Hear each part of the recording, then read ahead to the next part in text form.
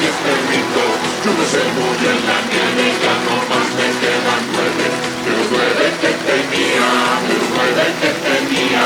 Uno se comió un bizcocho, ya no más me quedan 8, de los 8 que quedaban, de los 8 que quedaban.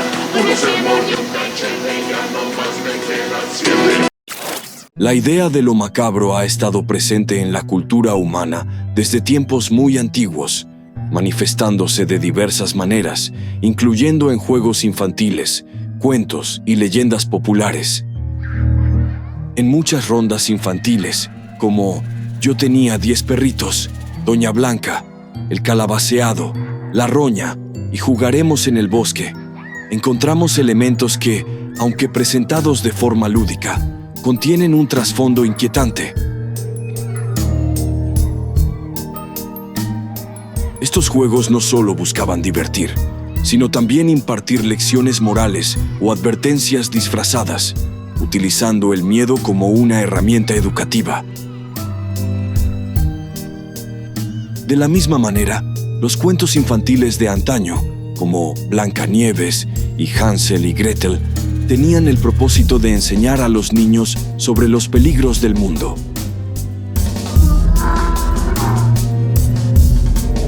Estas historias eran, en realidad, advertencias disfrazadas de narraciones, instruyendo a los niños a no alejarse de sus hogares, no hablar con desconocidos y evitar adentrarse en el bosque o aceptar alimentos de personas que no conocen.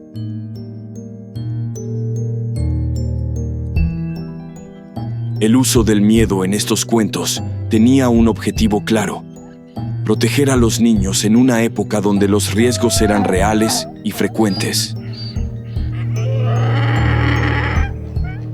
La palabra siniestro tiene un origen etimológico curioso relacionado con la mano izquierda. Aunque existen diversas teorías populares sobre su significado, la más aceptada es que en la antigua Roma, los augurios se consideraban buenos o malos, dependiendo del lado por el que las aves cruzaban el cielo. Si los pájaros volaban por la izquierda, el presagio era negativo, lo que llevó a asociar el término siniestro con algo perjudicial o malintencionado. Esta asociación con lo negativo se ha mantenido a lo largo del tiempo, influyendo en nuestra cultura y lenguaje. En el campo de la psiquiatría, Ernst Jentsch y Sigmund Freud exploraron el concepto de lo perturbador. Jentsch lo definió como la duda sobre si un objeto que parece estar vivo realmente lo está, o si un objeto inanimado podría cobrar vida.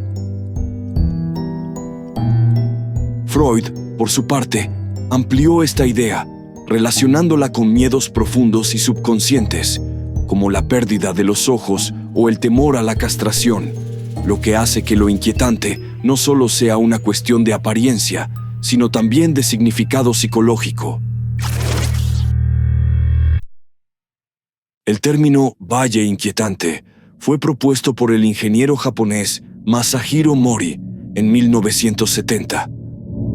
Mori notó que cuando los robots y otros objetos artificiales se vuelven casi, pero no completamente humanos, generan en las personas una sensación de incomodidad o rechazo.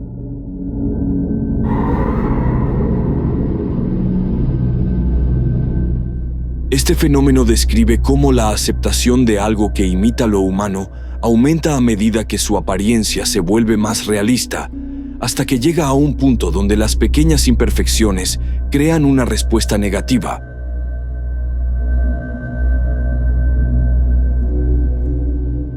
Este concepto no se limita solo a los robots. También se aplica a diversas formas de arte y representaciones visuales que evocan sentimientos similares. Un ejemplo son las muñecas de Hans Bellmer, esculturas que representan figuras humanas distorsionadas, generando una impresión perturbadora. Otro caso es la escultura de una pierna desmembrada de Robert Gobert, que provoca inquietud al mostrar algo familiar en un contexto inesperado. Asimismo, los retratos distorsionados de Jenny Saville juegan con la percepción al mezclar rasgos humanos con características antinaturales, creando una experiencia visual desconcertante. Estas obras de arte exploran el límite entre lo conocido y lo extraño, lo que provoca en el espectador una reacción similar a la descrita por Mori. Este efecto de inquietud se produce cuando algo se acerca peligrosamente a lo humano, pero con pequeños detalles que lo delatan como artificial, generando una mezcla de familiaridad y extrañeza que resulta perturbadora. Suscríbete. Hola, un segundo, por favor. Antes de seguir, necesito tu atención. Sí, tú, esto es importante. Me choca hacer esto, pero si no te recuerdo lo importante que eres tú con tu like y suscripción, desapareceré. La única forma en que este canal, el cual es mi casa, permanezca es con tu apoyo. Así que dale like, comenta, comparte, suscríbete. Confío en ti. Bueno, ya no interrumpo y regresamos al documental. El concepto de lo siniestro es profundamente subjetivo, variando enormemente según la cultura y la perspectiva individual. Lo que puede parecer aterrador o inquietante para una persona podría ser perfectamente normal o incluso bello para otra.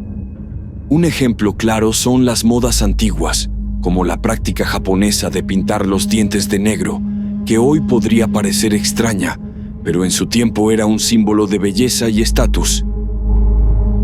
Asimismo, las quimeras y los alebrijes, con sus combinaciones de partes de diferentes animales, pueden resultar inquietantes para algunos, mientras que otros los consideran arte folclórico vibrante y colorido. La comida también es un terreno fértil para estas diferencias de percepción. Mientras algunos encuentran repulsivo comer sesos o tripas, en otras culturas son manjares apreciados. Incluso las celebraciones religiosas, como los trajes de los cofrades en la Semana Santa española o los viacrucis en México, pueden verse como perturbadores o incomprensibles desde una perspectiva externa, pero son profundamente significativos y respetados en sus contextos culturales. Este fenómeno subraya cómo nuestra percepción de lo perverso está moldeada por nuestras experiencias, cultura y entorno, demostrando que el valle inquietante no es una experiencia universal, sino profundamente personal. Dale me gusta. La evolución de la tecnología y los medios visuales ha proporcionado un terreno fértil para el desarrollo de lo inquietante. Con el avance de la animación por computadora, este fenómeno se ha vuelto más notable, especialmente en la industria cinematográfica.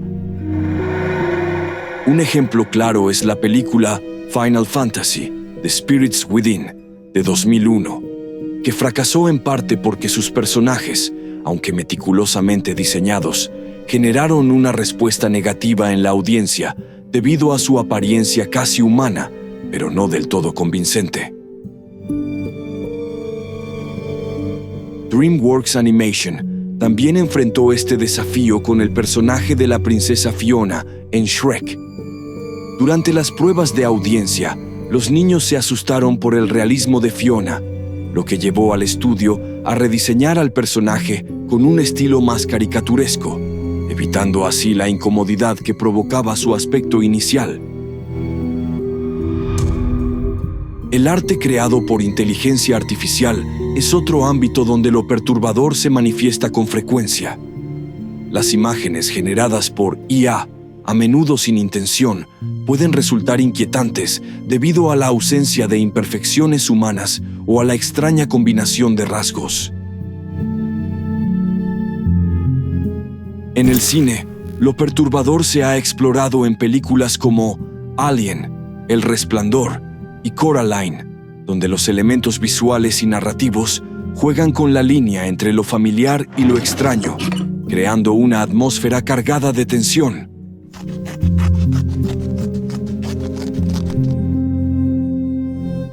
Los videojuegos como Silent Hill, Fatal Frame y Haunting Ground También aprovechan este efecto para generar terror, distorsionando figuras humanas o colocando al jugador en entornos desolados y perturbadores.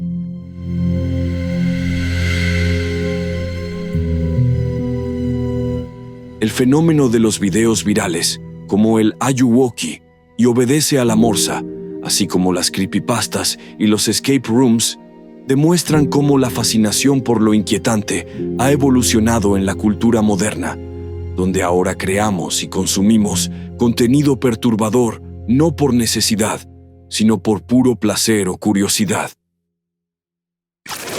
Comenta. Con el paso del tiempo, muchos objetos, prácticas y elementos culturales que en su momento se consideraban normales o comunes, hoy nos resultan perturbadores o incluso macabros. Este cambio en la percepción se debe, en gran medida, a nuestra evolución cultural y al aumento de la conciencia y sensibilidad hacia ciertos temas. Por ejemplo, las muñecas de porcelana antiguas, que en su época eran juguetes preciados, ahora son vistas por muchos como objetos inquietantes. Esto se debe en parte a su aspecto desgastado por el tiempo y a la tendencia cultural de asociar lo antiguo con lo fantasmal o lo siniestro. De manera similar, las rondas infantiles y los cuentos que mencionamos anteriormente adquieren un tono perturbador cuando se analizan desde una perspectiva moderna, donde la educación y las leyes han evolucionado para proteger mejor los derechos y el bienestar, tanto de los niños como de los animales.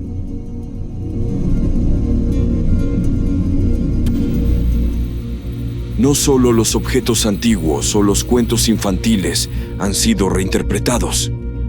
También vemos cómo ciertas modas, estilos de ropa, maquillaje y cirugías plásticas que en su momento fueron admirados, pueden llegar a ser considerados extraños o inquietantes con el tiempo. Canciones que en su día fueron éxitos pueden ahora parecer desfasadas o incluso generar incomodidad por sus letras o estilos. La moda y las prácticas estéticas cambian constantemente, y lo que hoy consideramos atractivo o moderno podría verse en el futuro como algo anticuado o incluso perturbador. Este cambio en la percepción no implica que la gente del pasado fuera inherentemente malvada. Más bien, refleja el progreso de la sociedad, que ha aprendido a valorar el respeto y el cuidado hacia los demás.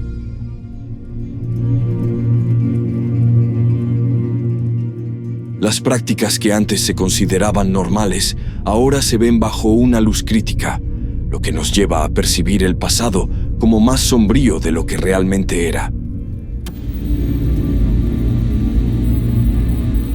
Es altamente probable que en un futuro no muy lejano, algunas cosas que nos gustan hoy y que consideramos normales, hermosas o cotidianas, sean vistas como inquietantes. Solo el tiempo dirá cuáles serán esos elementos que en algunos años cruzarán la línea hacia lo perturbador.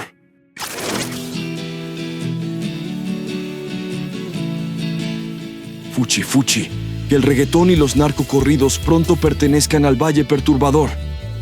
Mientras pasa eso, dale like al video, suscríbete y comenta. Hasta la próxima.